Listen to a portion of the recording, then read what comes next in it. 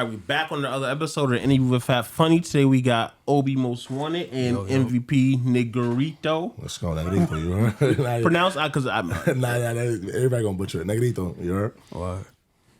So we're gonna chop it up with them. They got a new project coming out, so we're gonna talk about that. But let's first get to know them.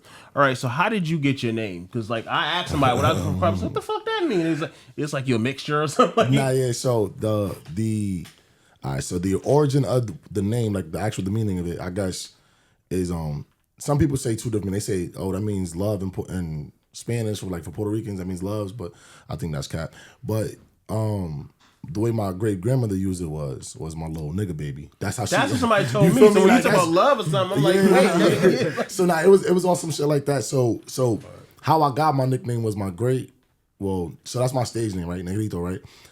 That was a family nickname when I was younger. My great grandmother was racist to an extent. She didn't like interracial couples. Oh, so you mix, sure? Yeah, I'm black and Puerto Rican. Okay. So my mom's got my pops and she's Hispanic. My pops is black. Oh, Nan ain't like that at all. She on some shit where it's like, word, like I fuck with black people, but they gotta fuck with the black people. You feel what I'm saying? It's like Puerto Ricans stay with Puerto Ricans, white stay with white. So my mom came home like, yeah, I'm pregnant with a black baby, and she was like, no, you're not. So the whole pregnancy, my mom over here, my great grandmother was not going for nothing. She was like, we not having a baby shower, we not doing this. She was like, not going with them Negroes. Yo, bro, she was like, I don't even know why you get so excited because when the baby born, I'm gonna kill it. So like, I'm talking, she from the island, she didn't play none of that. What the fuck up, Nana now? Nah, so it got that deep. So long story short, she was on some shit like when I was born, my great grandmother had an epiphany and was just on some shit like, yo, I love this baby. Like, this is probably the beautiful baby I've ever seen. And it was just on timing like that. So she was like, this is my little Negrito. Wow. And my mom was like, you're not calling him that. You're not about to call him my little nigga baby. That's dad.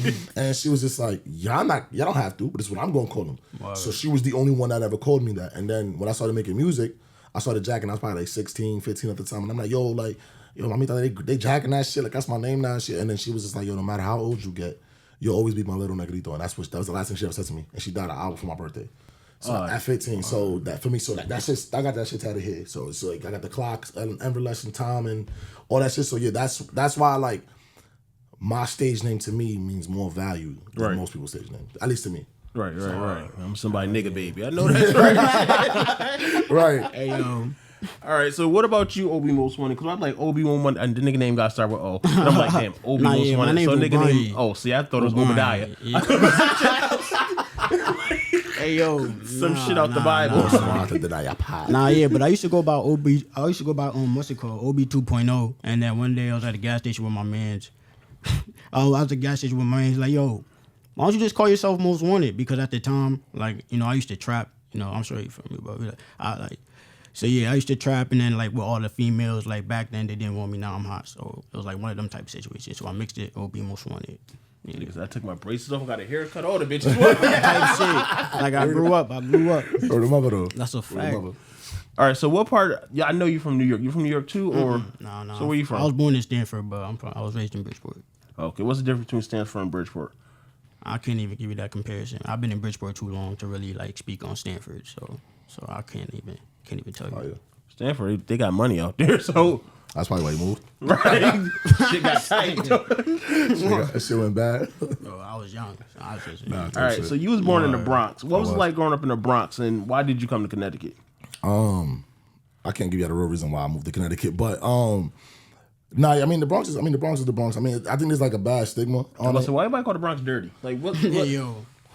I mean, niggas is dick riders. I mean, let's call it. I'm gonna keep it 100. You know what I'm saying? If you want to be literal, this is the best borough. One, because it's the birth of hip hop, and not only that, but like we the only borough that has the in front of it. You gotta specify who the fuck we are. We the Bronx. We not. You don't say the Brooklyn, the Queens, or the Manhattan, or the Staten Island. You say the Bronx. So if you want to be technical, it is the best borough. But outside of that, I mean, I just think about wherever you live at. I think you are gonna get the most out of your environment. I think. For me, I grew up in the projects out there. I lived up for 167 in Shakespeare off the Grand Concourse. So for me, that's like that's Harbridge. If you wanted to, like, I was the west side of the Bronx. You know what I'm saying? But the people, if you want to know where it's at, that's Harbridge. That's where A Boogie and them niggas is from. Yeah, but if I say that, it's like I'm cloud chasing. So but no, I lived on the west side of the Bronx. I lived there too. Right. I ran from Rat Soup. Right. But for me, it was one of those things where it was just like, like, it was like I grew up in a gang like affiliated like my whole family was gang members. You know what I'm saying? My mom was a Latin queen, my uncles is Latin kings, my pops and them was Bloods. So for me, like my affiliation, like we can't be in the same space because niggas is gangbanging with each other. Like they really, you know what I'm saying? So for me, Got a thug on the show. Go ahead. nah, but for me though, like I mean, like my family was like, my mom's was on some like was mad conscious back then. So she was like, yo, this is not a healthy environment. Like she was pregnant with my sister when she had to get jumped out. She was because if he was a Latin queen, if anybody that knows their history on gang, So that shit real? I know it's real. Let me sound ignorant, but like nah. So my mom. So this pregnant lady had to get jumped out of a Yeah. So my mom was pregnant with my sister, my older sister, right? And because she was a Latin queen, if she has a daughter, she's a princess. If she has a son, he's a prince. So you wouldn't be a Latin queen yet because you're not old enough, but you were a Latin princess. And I would have been a Latin fall in line with, and I would have been a Latin prince type shit. So, but because my other side of the family was all Perus and shit like that, they can't go for that, right? And then on top of that, my mom was like, I'm not having my daughter be born into this gang affiliation. So she said, y'all got to jump me out. And they was like, we could kill the baby. She's like, I'd rather the baby be dead than, for me, gang affiliated. Once that happened, my real pops, my biological father, he was on some weird time and trying to like, he was mad. Like my mom dealt with domestic violence and shit like that between my real pops. So that's why we really moved from New York. We moved from New York, moved down south for a year, moved back to New York, then moved to Connecticut. So I kind of fake lived all over. But yeah, so like just being in that space in New York, I lived in a real close environment. But I lived all over the Bronx. I lived on Shakespeare. I lived on Bronx River Ave. You know what I'm saying? I lived on Grant Avenue. I lived all over the Bronx. I lived on the South End. I lived on the West Side of the Bronx. I lived everywhere in the Bronx. So. But now it's like that's my whole family from there. So even when I was moved up here and I was going to school, like I was living up here, I was still going to school out there for like the first couple of years, and then I fully made the transition to come over here. Wow. So for me, I wouldn't sit there and be like, oh, I love the Bronx. I would never move back there. Like I'll be lying if I told you I did. Like I would never go back there. Like there's nothing for me out there. I don't think there's no like. If you're trying to be on some like. Everyday lit shit, go out there and just live that street lifestyle, then yeah, for sure. I mean, you then go back there tomorrow, you know what I'm saying? But if you're really trying to like grow and shit like that, you can look from outside looking in and kind of go visit, but you ain't got to always be in that space. I think it's just not healthy, depending on what your lifestyle is, to be honest. So for me, I would never go back.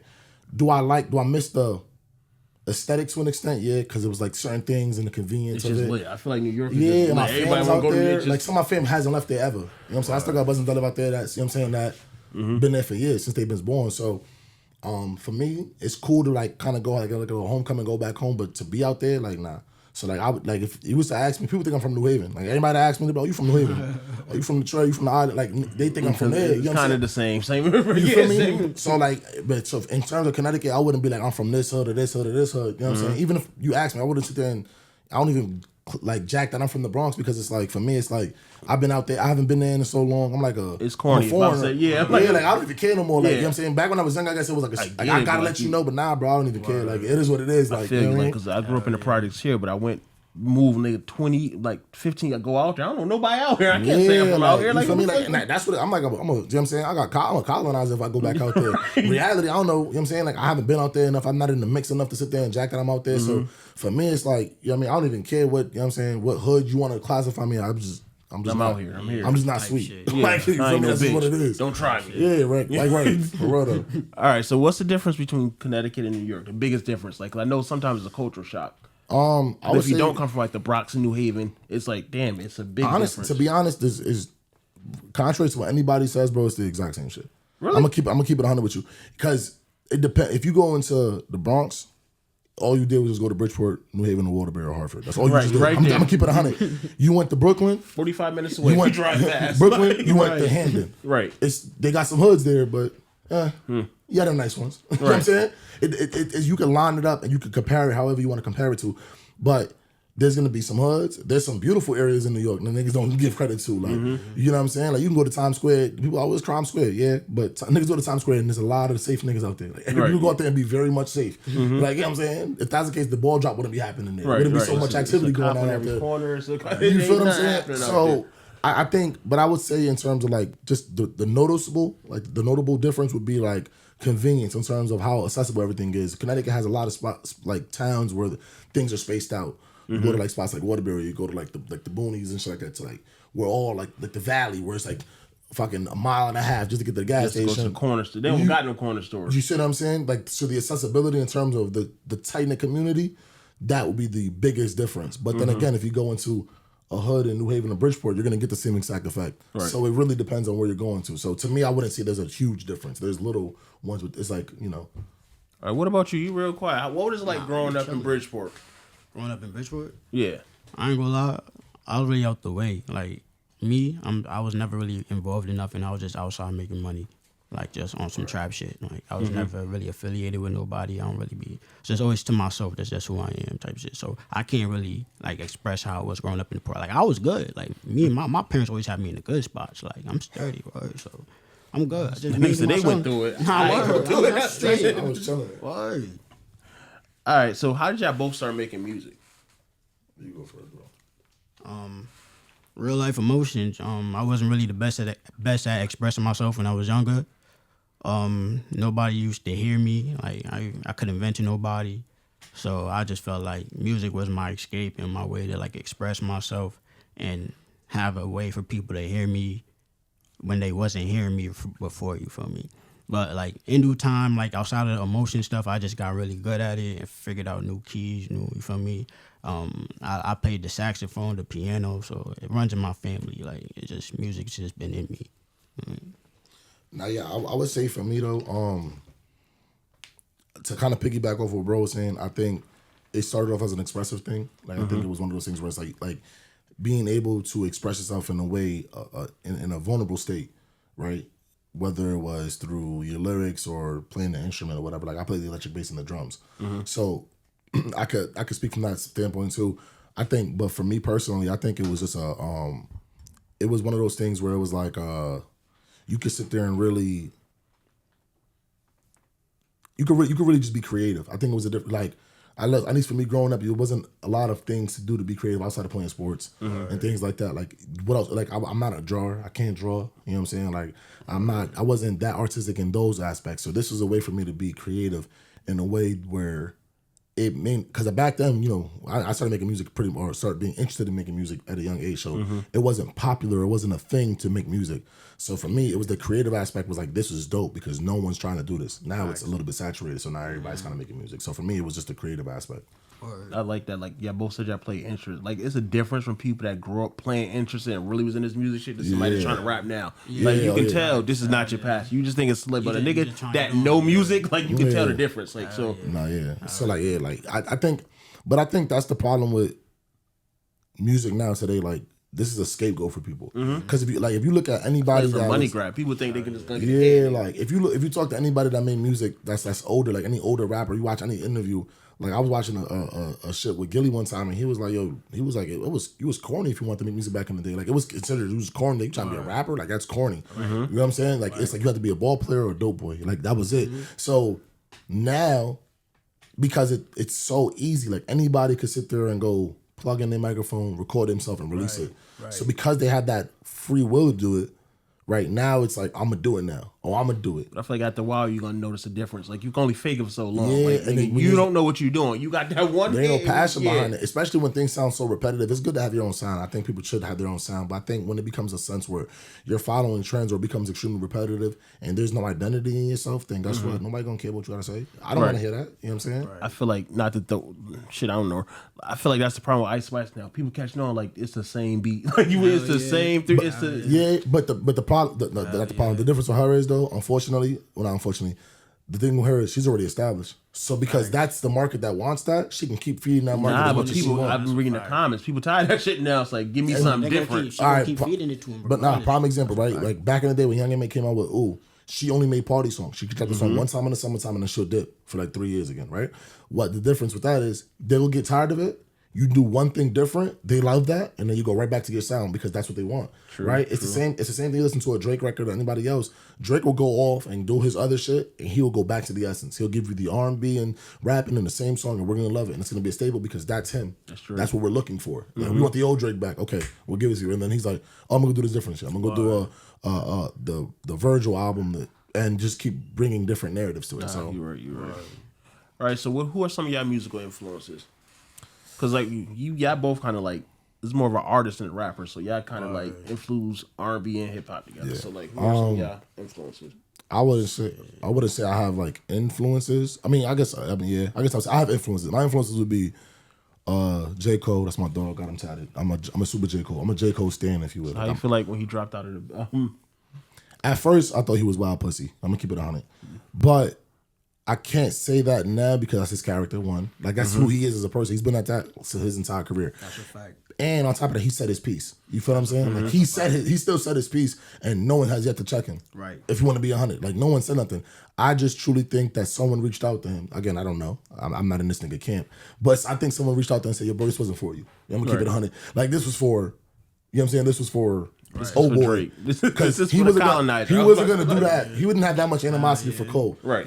No one knows that much about him. You know what I'm saying? For you to come up with that much information, so that's how I feel about that. But in terms of like influence wise, I would say J. Cole for sure, probably my biggest influence, and then outside of that, probably like 50 Cent for sure. 50 people don't give 50 the credit he deserves. That nigga changed music. Don't fuck with nobody. If there is no Drake, there's no A Boogie, there's no 50 Cent. There's no Dirt, there's no 50 Cent. 50's the GOAT of all GOATs. 50's like the main GOAT. Nah, That's a fact. Yeah, bro, 50 ain't no music. Right. Keep it 100. But what's it called? Modern day music, like ain't nobody from the 2010 up. It's nothing. You gotta think about it, bro. He got shot 9 times, dropped Many Men, and then in the very next album came out with 21 Questions, sat there and dropped Best Friend and gave a different vibe. They said, "Oh, this gangster nigga could do that." Yeah. Walking around with bulletproof vests and talking about if I'm your best friend, I want you around all the time, and niggas is out here like. Right. Now he's making it cool to go embrace your shorty. Right. Niggas that melodic rap, even though Ja Rule and niggas like that did at first, yeah. but 50's impact was so different that there wouldn't be a Dirk, there wouldn't be a Boogie, there wouldn't be a Drake if 50 didn't set the tone for niggas. Hell yeah, bro. I agree with that. What about you? Who's some of your influences? What's it called? Drake, Party, Rihanna, Tory, fire. Like all the rhythm, fire, melody type artists. Tory, fire. yeah, Free Tory, word. Fire. Like, but like the main one, Drake. He did like, it Drake, though, but Drake yeah, is my Free dog. Word. Chill on my man, son. But yeah, the main one's Drake though. That's been my goal since I was like 14, 13. Drake. You talking about the certified lover boy? That's not a word.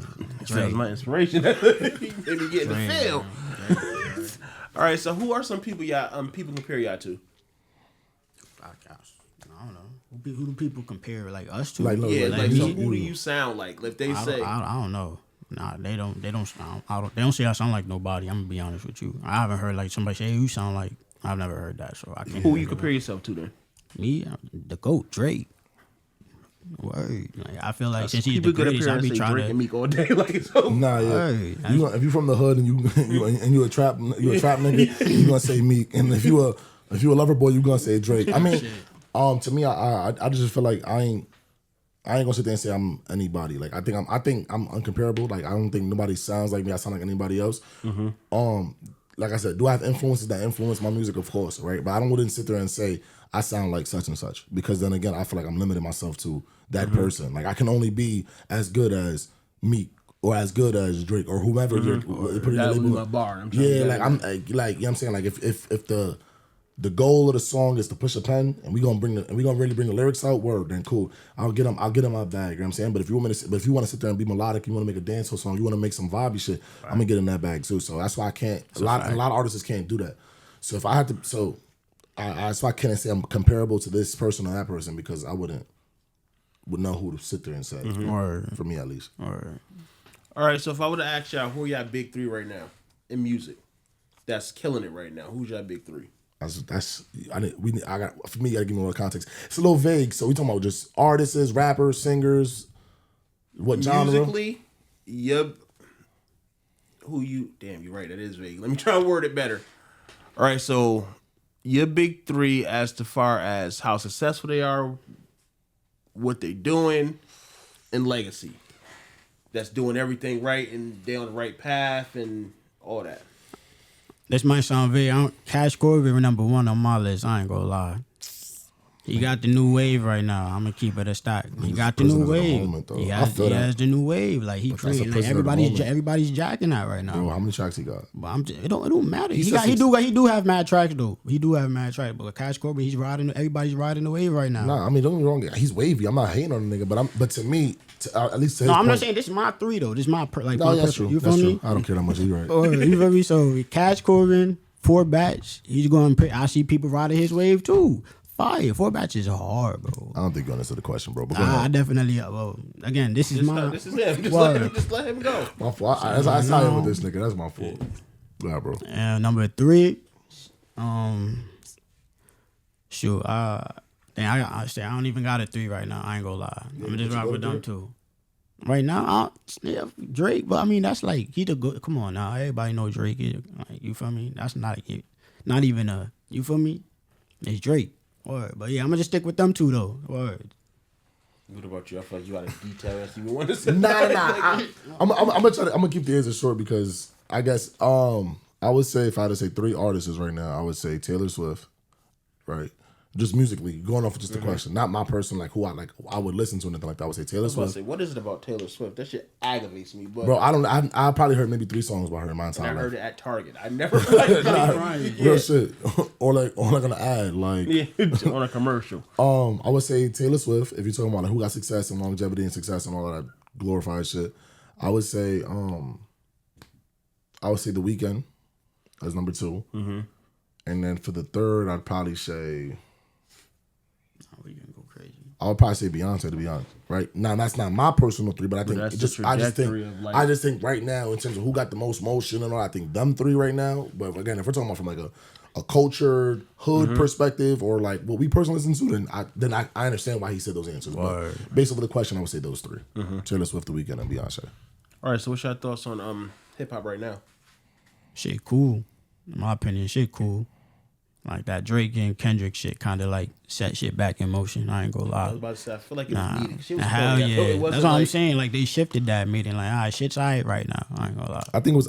I mean, it was cool. I think it was cool, but I think it was a little corny to an extent. Because to me, it was like the argument was, yo, I'm a better rapper than you. None of them niggas rap. He was just talking shit. Like, don't get me wrong, you got to make it personal. Yeah. I think you have to bring the personal shots, but outside of maybe one song on each side, I think it was only one song a piece where they really said some shit that made you like, oh shit, like oh damn. I don't think Drake did nothing for me. I ain't even gonna lie. Drake said some shit.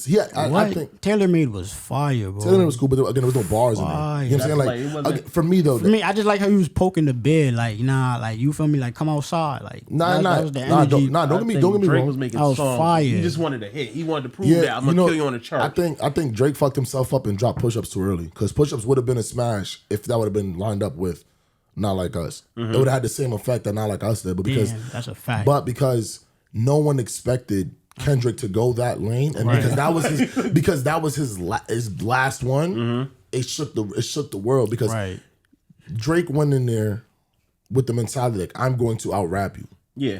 Kendrick said I'm going to throw a curveball and I'm going to rap first. I'm gonna let you know I'm still the better rapper, and then I'm gonna sit there and I'm gonna hit you with the shit that you do with everybody else. Make a diss song into a number 1 song. Right. That video gonna be crazy. I'm telling you. But the thing about it is too though. I think it was, honestly, I thought it was a lose-lose for Kendrick to begin with because you go into there thinking, right, no one argued that Drake was a better rapper than Kendrick. I think it's all fair to say that Kendrick was a better rapper than Drake. Artist-wise, it's a different story. I think you're talking about just the lyrical art of rapping, Kendrick is better than Drake. Now, the analogy would be, and I hate to sound sexist, I guess, but if you play a girl in basketball and you beat her, you're supposed to win. Right. Because she's a female. If she beats you, damn, you let a girl beat you. If you beat her, damn, you bullied a girl. You're supposed to win. If the game is close, it's like, nigga, you almost lost her. So it doesn't matter what you do, you're going to lose. Right. That's how I felt with Kendrick Lamar. Right. You were the better rapper. You challenged him in a diss track for rapping. Drake made it debatable when he dropped Push-Ups. Right. Then he made it debatable again when he dropped his other joints. And then with the Family Matters joints. So now it's like, ooh, is this up for debate? Who is the better rapper? Then Kendrick came out with his shit, and then it was the Not Like Us. So that cleaned it up, but that's why I think to me it was corny because it was a lose-lose for Kendrick. Right. And then on top of that, what did y'all come out of this? No one's going to stop listening to Drake because of this. At all. You're still going to be Mr. Irrelevant, unfortunately. Like nobody cares unless you drop an album. You're still Brock Purdy, nigga.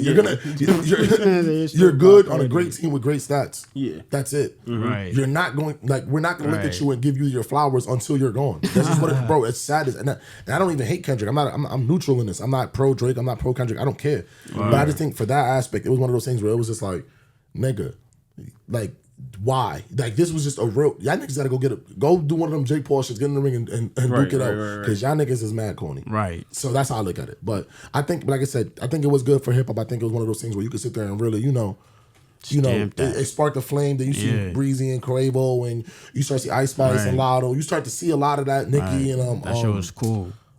Megan. So you started seeing a lot of that shit. So it was cool. So it brought it there, but then now we back to being neutral. Everything so because it's not authentic. Right? When Hov and Nas was going at it, that shit was real life. When Ja Rule and 50, when Ja Rule and 50 was beefing, that was niggas was shooting at each other. That's real life. So it consistently had longevity. This shit is just a timing thing. Go, okay, let's make this poppin'. Okay, who else can we have beef? Okay, these two, and then when there's so many beefs going on, that shit ain't authentic. Right. You don't even care about some of the beef. Like, when the fuck y'all start beefing? Who cares about Chris Brown and Quavo? Yeah, Breezy, go sing some shit. Quavo, give us some ad-libs and let's get back to the music. Right. The mic here. All right, so let's get on what we're here for. Trapper Love, the tape. Yeah. Fired. So, one, how did y'all meet each other? Because it's not like y'all. That's my brother. It's two artists coming up with a tape. So how did y'all? That's bro. That's bro, man. Nah, that's family. That's super family. We've been locked in like 10 plus years. Bro, man. You want to tell them the story about bro? Nah, bro. Just make the long, bro. We don't even gotta tell this. So we was in high school. One of my mutual friends. We went to high school with him. I went to high school with him. That was his man's.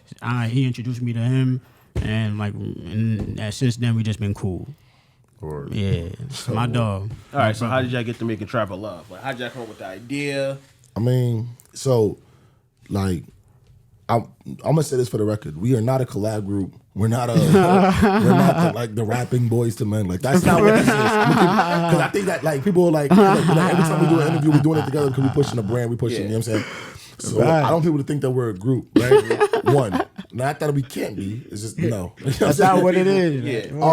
But no, I think like we've made songs together in the past. We probably should have made more than we did, and I think that was what really drove it. Like it was like this is my man's in real life. Like you know what I'm saying? Like this nigga can come to my house whenever he wants. He done ate my mother dinner before. Like you know what I'm saying? He done been in my house with wifey and shit. Dukes. You know what I'm saying? Like so like. He can come to my house right after this, and we could just go watch the game like nothing. Like you know what I'm saying? Like, that's really my dog. Like you know what I'm saying? So it was like, yo, bro, you make music, right? I make music. We both dope.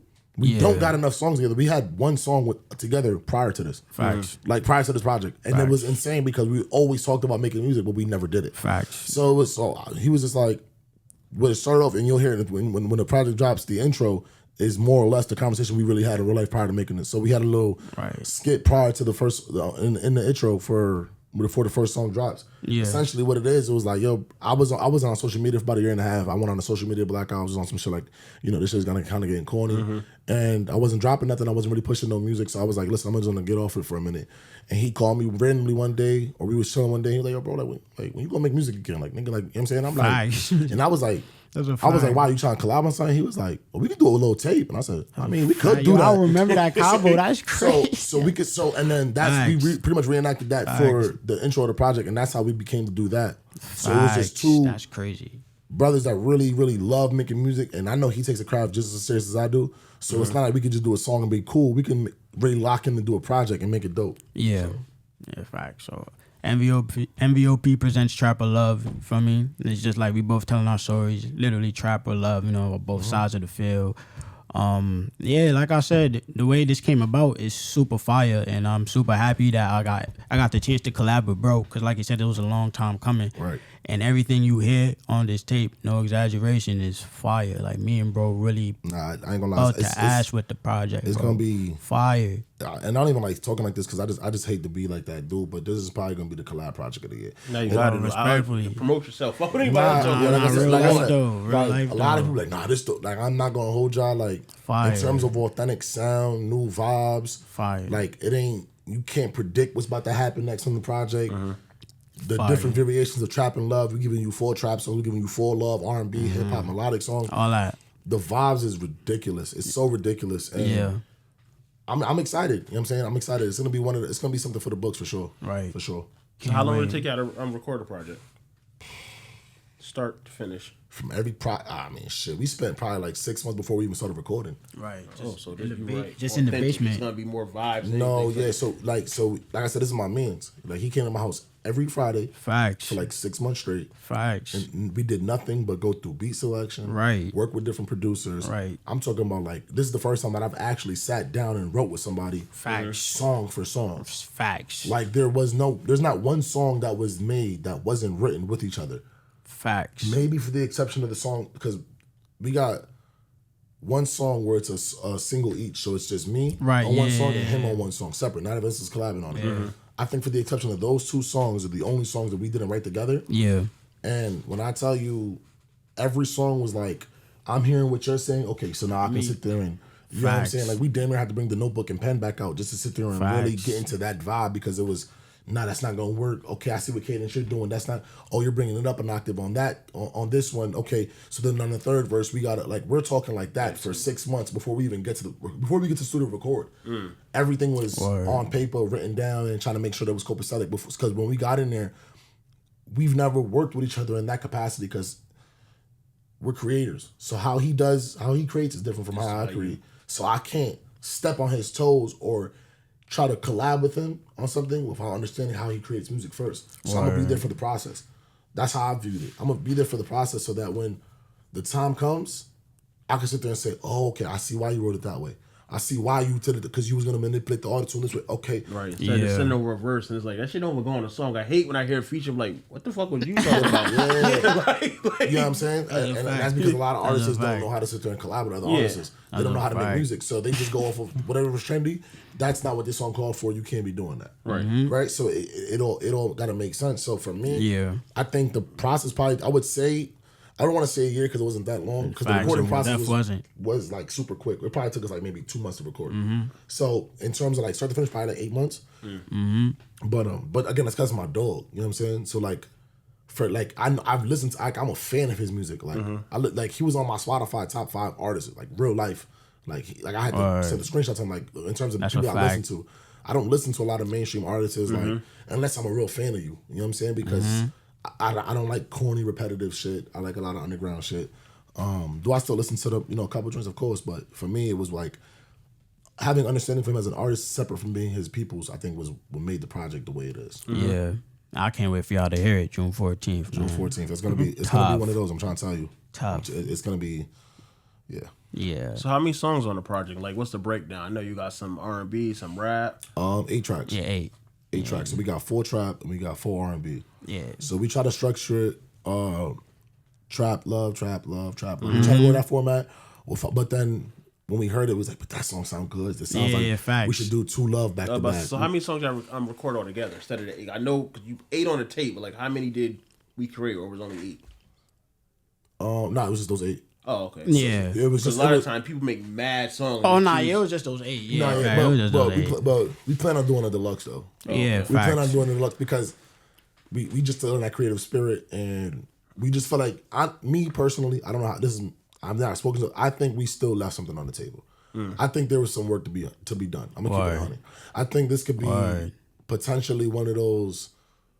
I know we're gonna do the deluxe, but it could be like, Trapper Love 2, Trapper Love 3. It could be a trilogy. I think that this project, because of the staple we set, could have the potential to be in that aspect. But then that'd be hard. I don't want the stigma to be, again, we're a group, because once you do a second one or a third one, then it gives that vibe. Not really though, because if it's working, it's working. No, that's a fact. That's a fact too. In between, but if it's working, it's working. And at the end of the day, we know we are on artists, but this my dog. Regardless, you feel me? We family. We always gonna be tied up, but like we are own individual artists. For sure. Like he still got singles that he still does features. I've been doing features recently, working with different artists. I'm already working on my next project. Like you know what I'm saying, so like.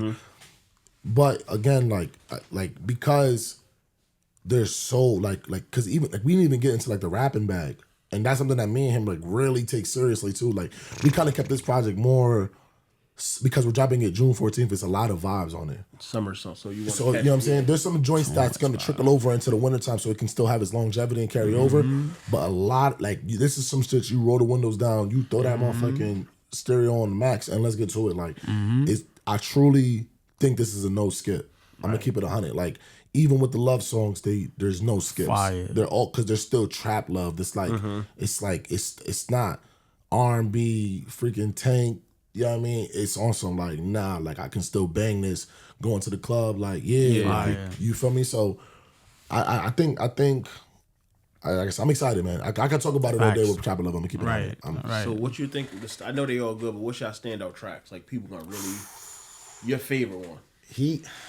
We've been going over this for the last 3 months. I'm gonna keep it 100 with you. Blitz'em, man. Blitz'em. And this is why. Hard, bro. Blitz'em. Trying to tell you, Blitz'em. That could take us out of here.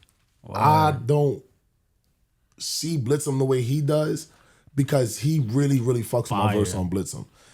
We did a little. I seen him do it one take, nonstop. Like one take. Bro did that shit one take. No punching, no let me get nothing, bro. There's some truth to that. There's fire, truth bro. To that.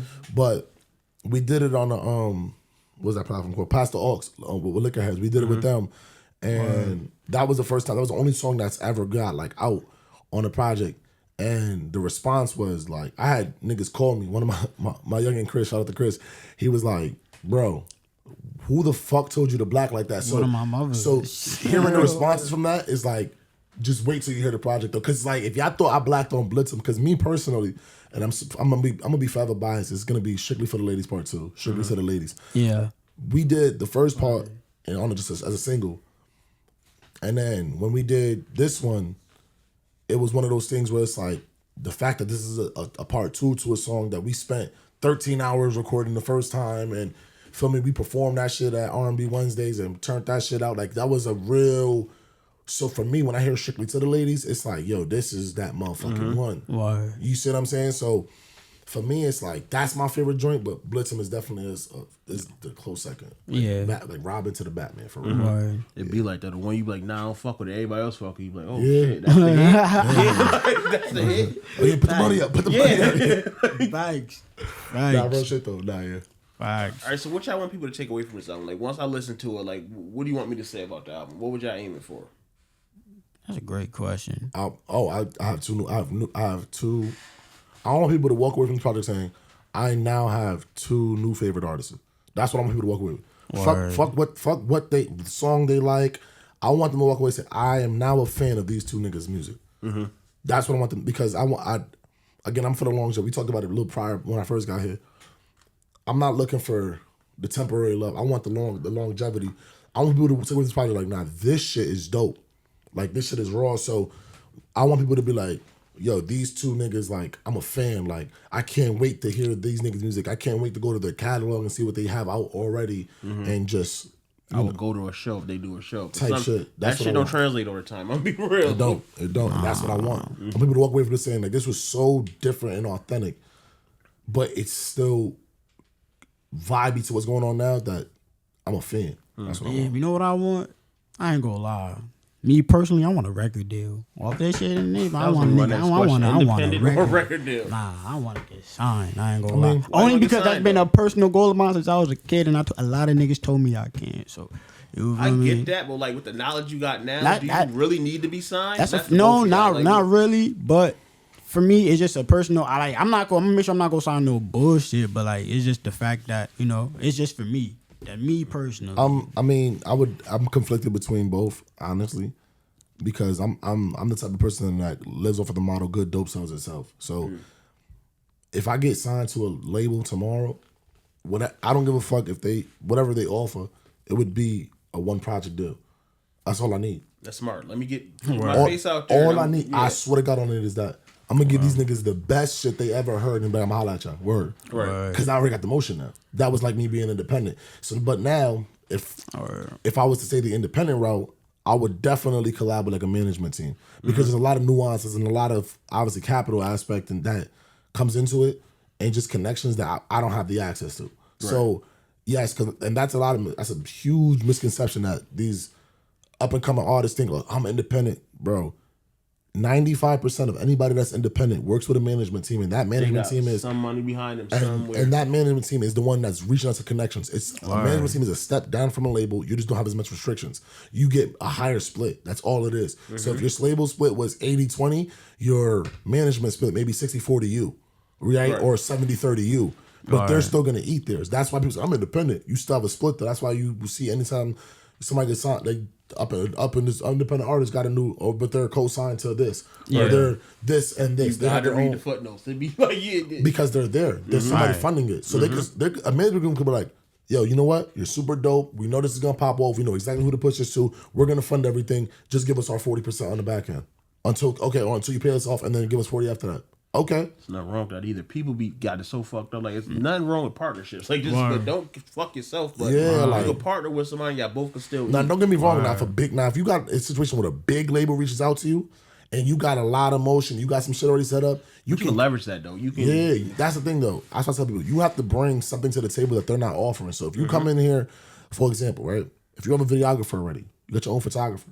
You got your own engineer. Already recorded all that. Like I don't need you to just promote my shit. You got your own engineer. You got your own producers that they genuinely fuck with somebody. You don't got to go to in their camp and go fuck with somebody. You already took away 70% of their leverage. Right. The only thing they can offer you now is a couple dollars. And you can sit there and say, well, I don't. And now, if you're smart, a lot of artists, up-and-coming artists don't have the knowledge. Don't take no money. Right. If you're that confident in yourself, you don't need no money. I'm cool on it. Don't give me no advance. Don't give me no. Just give me a one album deal. And give me 70% of my shit on that. Right. I don't want no money. Give me 70% of that because that's going to. I know this is gonna smack. That's gonna be the one, right? Instead of taking the $2-3 million advance that you never, this shit half the time you never pay him back. You could have sat there. You could have sat there and fucking made 15 off of your royalties on the back end because you did everything at home, right? You like just give us a studio, give me my producer, my engineer 6 months, and then I'm gonna holler at you. I'm gonna give you the best that y'all heard. Right now, what can they say? Now all I need you to do is just put it on your platform. That'll be released there and I'm good. And let me get my 70%. Right. On that 1 year deal. Now, niggas gonna be like, this nigga's the hottest new nigga out. Right. Your shit going platinum, gold, all this great shit, and now you good. Now you're in a space where you're in a rest situation. Right. Now you can go reach out for another type of deal. You gave them they one album, now you hot. Right. Or you can go now because you have capital in your pocket, you can go reach out to people like, you know what? Right. I think Breezy would sound dope on the song. I think Russ. I think this nigga. Now you had the leverage because they know you already. Right. Now they're eager to go work with you because you the new hot thing. They want to work with you. They'll do it all for the strength. Listen, fuck it, because they don't care for the paper. They're little. Even though they charge $350, $450 for a feature, like, but they fuck with you, they'll do it. Like off the strength, because $450,000 ain't nothing to Breezy, ain't nothing to Russ. They don't want that. That's what their label's telling them to get. Right. They don't care for that money. Especially the song hot. They just want to be on it. They just want somebody. They want relevance. They want to be relevant. They want to have they name still trending. That's all it is. So facts. I'm conflicted between both. I wouldn't be opposed to either or, but like you said, it got to be a good deal. And I think that if the opportunity presented itself, I wouldn't be against it. But again, it has to make sense. I think if you're signing just to say you got signed, like I think that's ignorant. You get signed and sit on a shelf. You don't realize like you Jesus Christ, not for real though. I'm knowing. All right, so what the rest of the year look like for both of y'all? The tape gonna drop June 14th. What y'all want the rest of the year to pan out? Second half of the year.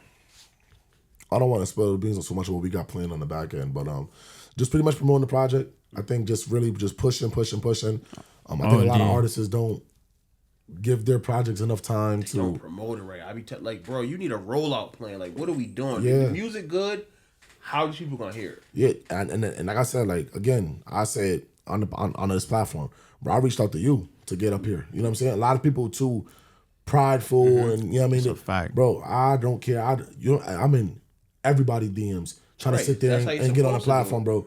You can ask, bro. I'm sending him a screenshot. Yo, bro, follow this person. We about to, you know what I'm saying? I'm tapping in with them. Yo, I'm gonna go do this. I got this idea. I'm on everything. Start local. Like you don't want to go to like if you get it jumping here, somebody out there gonna hear it. And that's my biggest thing. So it's like I use the analogy I told him because the bro got music, bro. He's a talented motherfucker.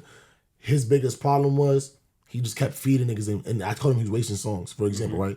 For my smokers out there, right? If you smoke, right? And you smoking some gas and you're high as shit, you're good.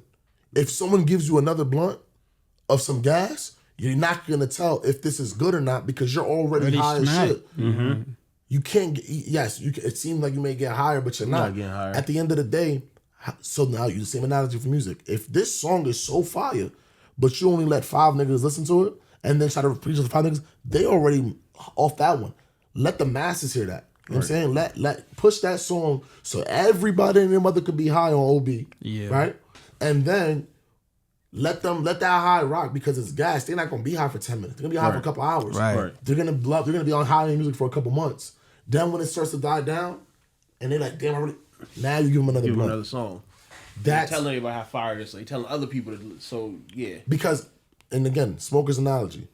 If this shit is fire, the first thing I'm saying says, yo, who your plug? This nigga got some gas. And what happens? They're gonna be calling that nigga next to go get some shit off of him because they want to smoke good too. Right. So at the end, that's free promo. Good. That's why the expression, good dope sells itself. You don't gotta worry about doing all that extra shit. If your product is good enough and you keep pushing the narrative and keep pushing it the right way and letting enough people hear it, cool. No, you're right about that. Son just dropped the reel from the thing. I sent that shit off to 30 people in my DMs.